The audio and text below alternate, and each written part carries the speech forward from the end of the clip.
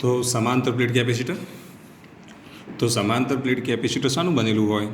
તો બે મોટી અને સમતલ બે સમાંતર પ્લેટો એટલે કે વાહક પ્લેટોનું બનેલું હોય. ધારો કે સમાંતર પ્લેટ કેપેસિટરની જો આપણે આકૃતિ દોરીએ ને તો આ રીતે દોરાય. આ એક પ્લેટ, એકચ્યુઅલી પ્લેટ આ રીતે હોય. આ એક પ્લેટ, બીજી આવી એક સમતલ બીજી પ્લેટ એકબીજાને સમાંતર આ રીતે ગોઠવેલી હોય. અને આવી જે બનતી રચના જે છે એ બનતી રચનાને આપણે શું કહીશું? સમાંતર પ્લેટ કેપેસિટર કહીશું. આનું જો ક્ષેત્રફળ લઈએ તો આનું ક્ષેત્રફળ એ એટલું જ આનું પણ ક્ષેત્રફળ હોય. આનું ક્ષેત્રફળ કેટલું? તો એ. બે પ્લેટો વચ્ચેનું અંતર કેટલું? ડી. આટલું યાદ રાખવાનું. ડી જે છે એ ડી ખૂબ જ નાના મૂલ્ય હોય એટલે ડી સ્ક્વેરની કિંમત અહીંયા શરત ગઈ તો D square double less than A. તો આ બે પ્લેટો વચ્ચેનું જે અંતર જે છે એ અંતરને અનુરૂપ જો આપણે કિંમત શોધીએ તો જે ક્ષેત્રફળના વર્ગ કરતો આની કિંમત કેવી હોય? તો નાની હોય. ક્ષેત્રફળ કરતો ડી સ્ક્વેરની કિંમત કેવી હોય? નાની હોય. આ શરતનું પાલન કરવું પડે. આ શરત એ માટે છે કે જેથી કરીને વચ્ચેના વિસ્તારમાં બે પ્લેટો વચ્ચેના વિસ્તારમાં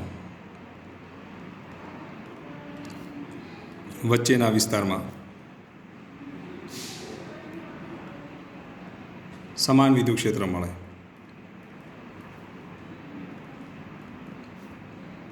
એટલે છેડા પરના બિંદુ આગળ પણ સમાન વિદ્યુત ક્ષેત્ર જ હોય. શું હોય બોલો?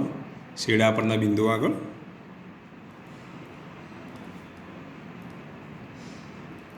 સમાન વિદ્યુત ક્ષેત્ર હોય. તો આ શરત એ માટે છે. શરત શા માટે? તો શરત શા માટે છે એ ખબર પડી જવી જોઈએ. તો ફરી એકવાર બોલી જાઉં છું. સમાંતર પ્લેટ કેપેસિટરની અંદર સમાંતર બે પ્લેટો કેવી હોય? એકબીજાને સમાંતર હોય. આવી બે સમતલ આકારની પ્લેટો આવી બે પ્લેટોને એકબીજાથી ડી જેટલા અંતરે મૂકેલી હોય. અને આવી જે બનતી રચના જે છે એ બનતી રચનાને આપણે શું કહીશું? સમાંતર પ્લેટ કેપેસિટર કહીશું. તો સમાંતર પ્લેટ કેપેસિટરની જો વ્યાખ્યા લખીએ તો આ રીતે લખાય: સમાંતર પ્લેટ કેપેસિટર એટલે એકબીજાથી થોડા અંતરે રહેલી. કેમ થોડું અંતર? કારણ કે આ ડીનું મૂલ્ય આપણે કેવું લઈએ છીએ? નાનું લઈએ છીએ. તો થોડા અંતરે રહેલી બે મોટી સમતલ વાહક પ્લેટોનું બનેલું છે. બે મોટી સમતલ વાહક પ્લેટોનું બનેલું છે.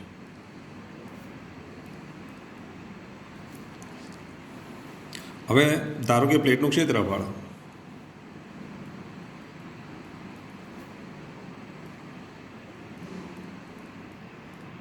એટલે કે દરેક પ્લેટનું ક્ષેત્રફળ કેપિટલ એ છે અને બે પ્લેટો વચ્ચેનું અંતર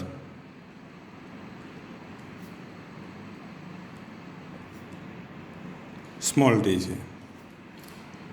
જ્યાં શરત છે D square double less than A. આવું શા માટે? તો છેડા પરના બિંદુ આગળ સમાન વિદ્યુત ક્ષેત્ર મળી રહે તે માટે આ શરતનું શું થાય છે? પાલન થાય છે. તો આ શરત લખી દેવાની. આવી એની આકૃતિ દોરી દેવાની. ધારો કે આ પ્લેટ ઉપર ધન વિદ્યુતભાર મૂકેલો હોય અને આ પ્લેટ ઉપર ઋણ વિદ્યુતભાર મૂકેલો હોય તો વિદ્યુત ક્ષેત્ર કઈ બાજુ હોય? તો ધનથી ઋણ તરફ હોય. આ રીતે વિદ્યુત ક્ષેત્ર હોય.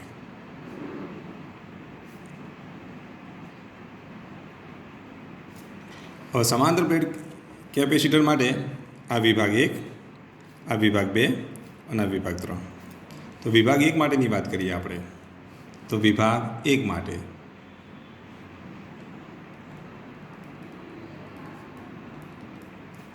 અહીંયા જે મળતું જે વિદ્યુત ક્ષેત્ર જે છે વિભાગ 1 આગળ મળતું વિદ્યુત ક્ષેત્ર જો લઈએ તો વિદ્યુત ક્ષેત્ર કેટલું મળશે બોલો?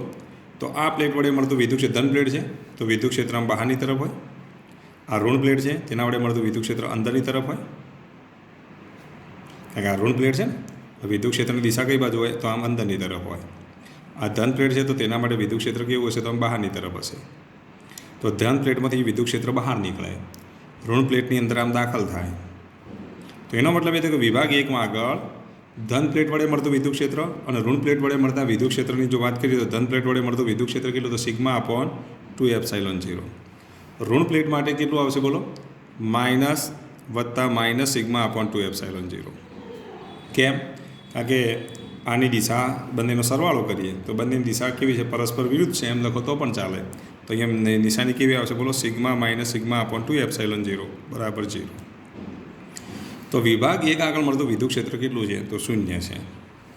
એ રીતે વિભાગ 3 આગળ તે જ પ્રમાણે વિભાગ 3 આગળ મળતું વિદ્યુત ક્ષેત્ર કેટલું થશે? બોલો. તો વિભાગ 3 આગળ મળતું વિદ્યુત ક્ષેત્ર 0 છે. તો આના માટે આની દિશા અને આની દિશા પરસ્પર વિરુદ્ધ હોવાથી અહીંયા આપણે બાદબાકી કરીશું. આના માટે જો આ ઋણ પ્લેટ વડે મળતું વિદ્યુત ક્ષેત્ર આમ હશે, ધન પ્લેટ વડે મળતું વિદ્યુત ક્ષેત્ર આમ બહારની તરફ હોય, બંનેની દિશાઓ પરસ્પર વિરુદ્ધ હશે, તો એના માટે પણ બાદબાકી થશે. બંને પર વિદ્યુતભારની પૃષ્ઠ ઘનતા, આના પર સિગ્મા વિદ્યુતભારની પૃષ્ઠ ઘનતા હોય તો આના પર માઇનસ સિગ્મા હોય, માટે પરિણામી વિદ્યુત ક્ષેત્ર કેટલું થાય? તો 0 થાય. તો આમ વિભાગ 1 અને વિભાગ 3 આગળ વિદ્યુત ક્ષેત્ર કેટલું છે? 0 છે. પણ વિભાગ 2 માટે હવે વિભાગ 2 માટે તમે વિચારો તો ધન પ્લેટ વડે મળતું વિદ્યુત ક્ષેત્ર તો આમ હોય, ઋણ પ્લેટ વડે મળતું વિદ્યુત ક્ષેત્ર આમ છે, તો બંને દિશાઓ કેવી? સમાન. તો બેનો શું થાય? સરવાળો થાય. તો વિભાગ 2 માટે વિદ્યુત ક્ષેત્ર E બરાબર શું લખીશું? સિગ્મા અપોન 2ε0 વત્તા સિગ્મા અપોન 2ε0 બરાબર કેટલા મળશે? બોલો, 2 સિગ્મા અપોન 2ε0 બરાબર સિગ્મા અપોન ε0. તો એનો મતલબ એ થયો કે વિભાગ 2 આગળ મળતું વિદ્યુત ક્ષેત્ર કેટલું હોય? તો સિગ્મા અપોન ε0. વિભાગ 2 ક્યાં આવેલો છે? તમે નક્કી કરો. તો વિભાગ 2 ક્યાં છે? બોલો, અંદરનો વિસ્તાર છે. વિભાગ 1 ને 3 બહારનો વિસ્તાર છે. તો કેપેસિટરના બહારના વિસ્તારમાં વિદ્યુત ક્ષેત્ર કેટલું હોય? તો 0 હોય. તો કેપેસિટરના બહારના વિસ્તારમાં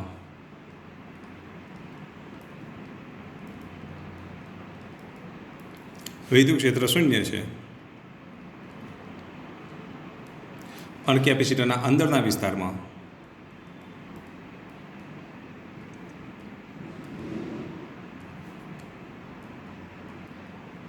વિદ્યુત ક્ષેત્ર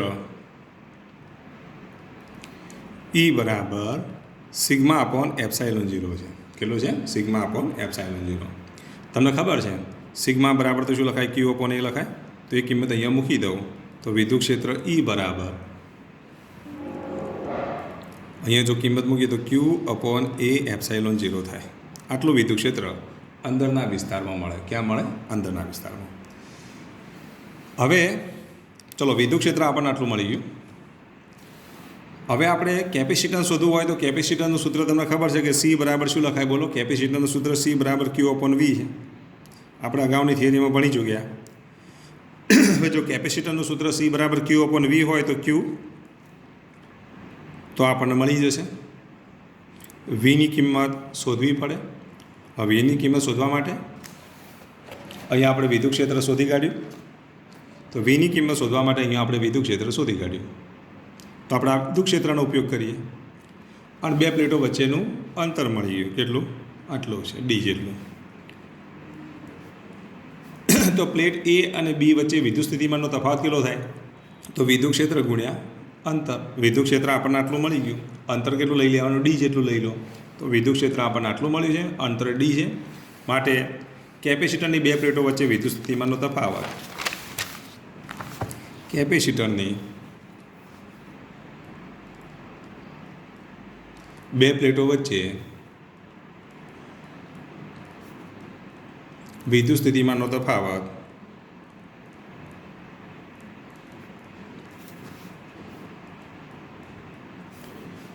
V બરાબર શું લખીશું? E into D. વિદ્યુત ક્ષેત્રની કિંમત કેટલી? તો સિગ્મા અપોન ε0. સિગ્માની જગ્યાએ આપણે લખી દઈએ Q અપોન A. તો Q upon A ε0 into D. આ વિદ્યુત સ્થિતિમાન મળ્યું. તો કેપેસિટરનું કેપેસિટન્સ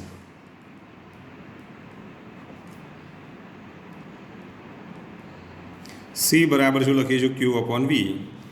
તો Q Vની કિંમત મૂકી દઈએ કેટલી? તો QD અપોન ε0 ઇન્ટુ A. અહીંયા Q ઉડી જશે, છેદનો છેદ ક્યાં જશે? અંશમાં. તો આના બરાબર જો લખીએ તો ε0 અપોન D. આ કેપેસિટન્સ C મળ્યું. તો આમ કેપેસિટરનું કેપેસિટન્સ C બરાબર કેટલા મળશે? ε0 A અપોન D મળે. તો આમ સમાંતર પ્લેટ કેપેસિટરના કેપેસિટન્સનું સૂત્ર આપણને મળી ગયું કેટલું, તો C બરાબર ε0 A/d.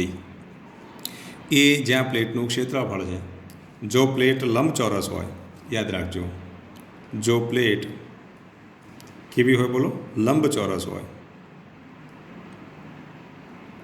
તો એ બરાબર શું લખીશું, લંબાઈ ગુણ્યા પહોળાઈ. તો એ વખતે કેપેસિટરનું સૂત્ર કેટલું આવે બોલો, ε0 LB/d. જો પ્લેટ ચોરસ હોય તો એ બરાબર શું લખીશું, L². તો એ વખતે કેપેસિટરનું સૂત્ર શું આવે બોલો, ε0 L²/d. હવે જો બે પ્લેટો વચ્ચેનું માધ્યમ કયું છે, તો શૂન્યાવકાશ અથવા હવાનું માધ્યમ હોય ત્યારે આ સૂત્ર આપણે વાપરી શકીએ. બે પ્લેટો વચ્ચેનું માધ્યમ શૂન્યાવકાશ અથવા હવા હોય તો આપણે આ સૂત્ર વાપરી શકીએ. પણ બે પ્લેટો વચ્ચે, ધારો કે આ એક પ્લેટ, આ બીજી પ્લેટ, આ બે પ્લેટો વચ્ચે ધારો કે એપ્સાયલોન પરમિટિવિટી ધરાવતું માધ્યમ હોય.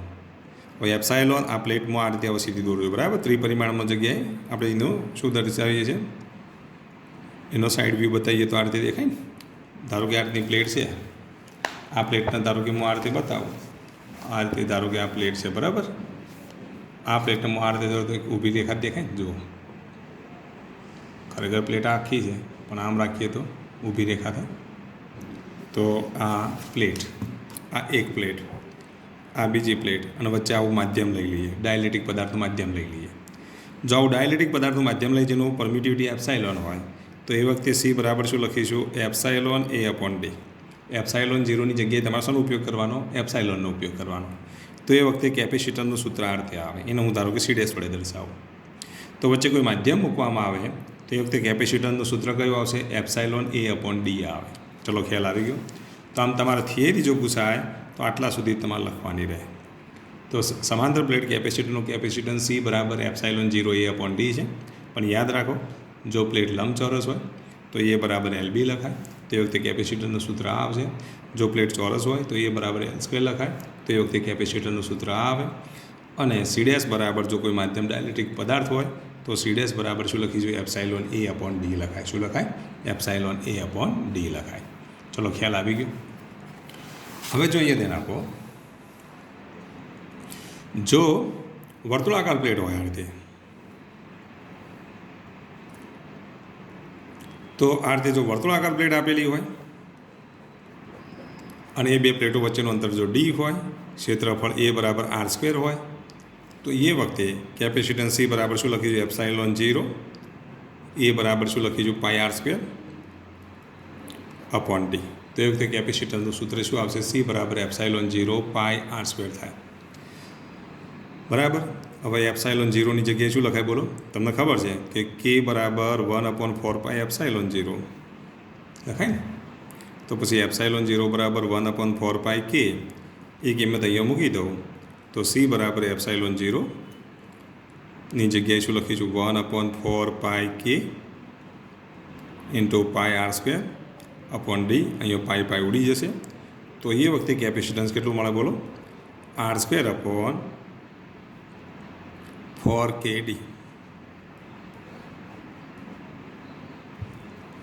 તો એ વખતે કેપેસિટરનું સૂત્ર તમે ડાયરેક્ટ આ વાપરી શકો, R²/4kd વાળું. ક્યારે, વર્તુળાકાર પ્લેટ કેપેસિટર આપેલું હોય ત્યારે. તો વર્તુળાકાર પ્લેટ કેપેસિટરનું સૂત્ર આપણે આ રીતે વાપરી શકીએ. ચલો ખ્યાલ આવી ગયો. તો આટલું તમારે તૈયાર કરી દેવાનું. આ થિયરી મોસ્ટ આઈમ્પી છે, તો આ થિયરી તમારે તૈયાર કરી દેવાની રહેશે. તો આ થિયરી કેવી છે, મોસ્ટ આઈમ્પી. આ રીતે તમારે આખી થિયરી લખી દેવાની. ચલો ખ્યાલ આવી ગયો. તમે અમે તો વિડીયો પોઝ કરી અને આખી થિયરી તમે ઉતારી દેજો અને પછી એ ફોટા મને પાડીને મોકલવાના રહેશે.